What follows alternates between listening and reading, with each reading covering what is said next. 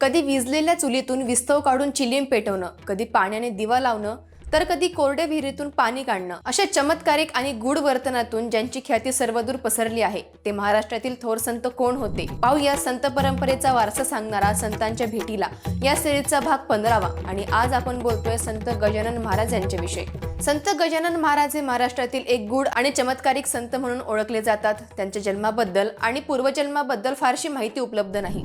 असं मानलं जातं की ते पहिल्यांदा बुलढाणा जिल्ह्यातील शेगाव येथे फेब्रुवारी 1978 मध्ये एका वडाच्या झाडाखाली प्रकट झाले। त्यांना प्रथम पाहिलेल्या दामोदरपंत कुलकर्णी आणि बंकटलाल अग्रवाल यांनी त्यांची सेवा केली।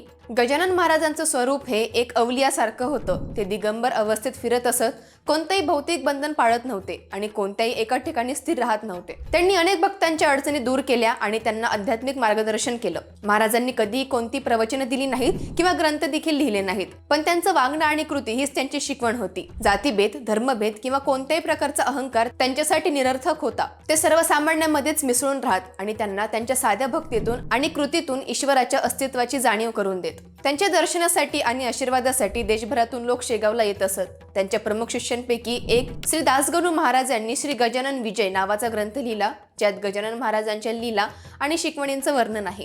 या ग्रंथामुळेच महाराजांचं जीवन आणि कार्य हजारो घरांपर्यंत पोहोचलं। 8 सप्टेंबर 1910 रोजी गजानन महाराजांनी शेगाव येथे समाधी घेतली। त्यांचं हे समाधी मंदिर आता एक भव्य तीर्थक्षेत्र बनलंय, जिथे आजही लाखो भक्त दर्शनासाठी येतात। संत गजानन महाराज यांनी आपल्या चमत्कारांनी आणि साध्या भक्ती मार्गाने लोकांना आध्यात्मिक ऊर्जा दिली।